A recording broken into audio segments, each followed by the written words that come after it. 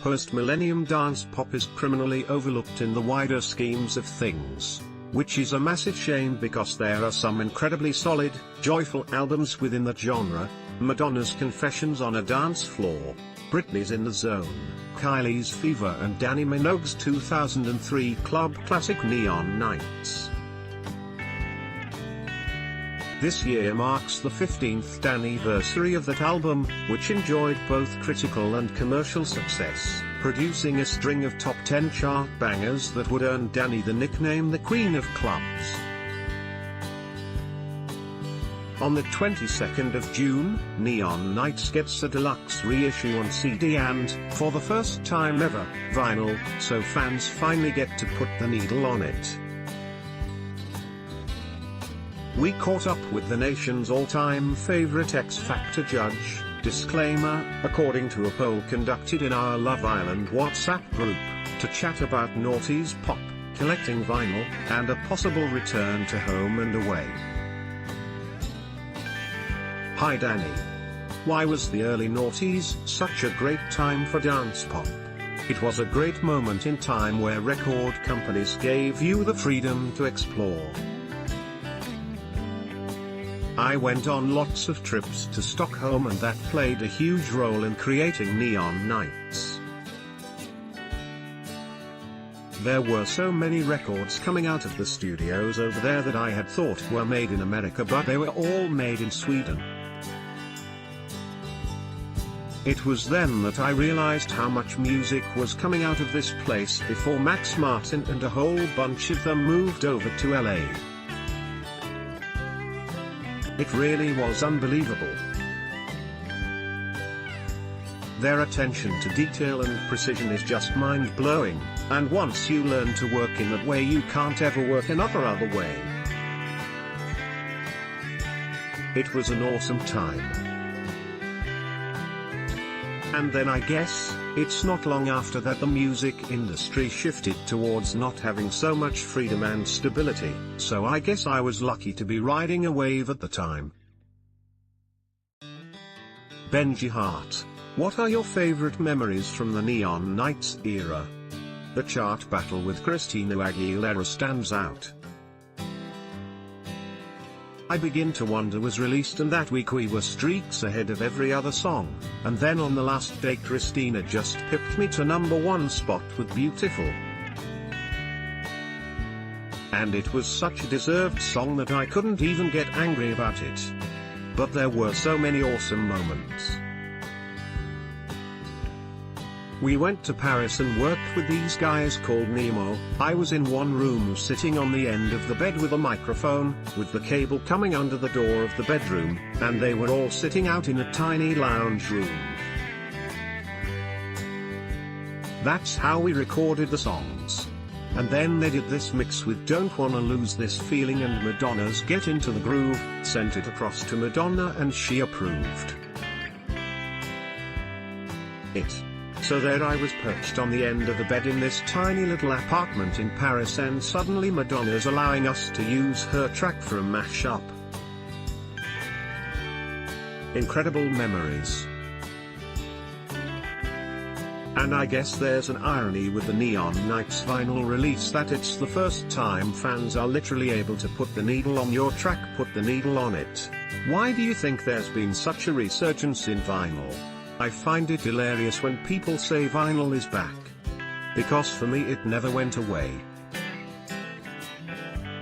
Growing up, music was about saving your pocket money, going to the record store and buying that one album which you'd play from side to side whilst obsessing over the artwork and cover notes. I still have a lot of the records from when I grew up.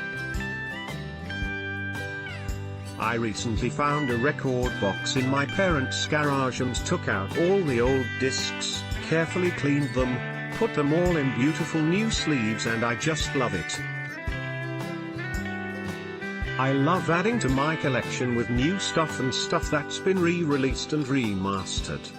Music sounds so much better on vinyl. What's your most treasured bit of vinyl? Not too long ago there was an incredible moment for me. I was at a coffee shop and someone was selling off a record collection, and I'm working my way through them, just having a look, and there in front of me was this fully in the wrapper copy of Rhythm Nation. Janet Jackson. I'm thinking, oh my god, this is gonna be a fortune. Sure, I'm the devil. Brendan Urie is praying for the wicked. I say to the guy, how much is this? And he's like $3, and the look on my face just dropped, and he said, is that too much? I screamed, $3? $3? Take my $3. $3 for a mint condition Janet Jackson, Rhythm Nation. That has to be one of my most exciting moments ever. So there. Passion for dance music has never gone away. Have you got a secret stash of tracks ready for a Neon Nights too? I wouldn't say there's a whole album worth of material. When we made Neon Nights, I had complete focus on that project. That's all I was doing, and there was nothing else that was taking my attention away from that, so it was a pretty special time. At the moment I've got tracks that I really like, and some are half finished, some are finished, but my dream right now is to record a song with RuPaul. That's my absolute dream. What? For all our sakes, could you just phone him up and ask him right now, please? Well, I met him years and years ago in New York City through a friend of mine, and he was known in America then, but now he's such a global superstar on a completely different level. I see him and it's like, same person, same magical quality. He hasn't changed. He's got the same incredible energy. In fact, I heard a track by Todrick Hall that Ru did a rap on, Dem Beats, and it's one of my absolute favorite songs at the moment. Go listen to it.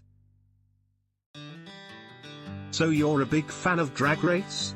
Oh yeah, it's just so good, and it's amazing how it's enlightened people because the audience is now so big and varied. So, I think those are my 2 life goals right now: to guest judge on Drag Race and to do a song with RuPaul. Ha. That's all. And I want to ask you about the 30th anniversary of Home and Away. Where do you think Emma Jackson, the grumpy goth played by Dannii in the soap in the early 90s, has been for the past 3 decades? It's... You should ask that because I've been having lots of conversations with people where we've been trying to work out where we think she's been, what she's been doing, and, if she did come back, who would she be now? It fascinates me to think it would be something that I could do, and it would be awesome to be able to do it really well. Playing Emma Jackson was the most fun.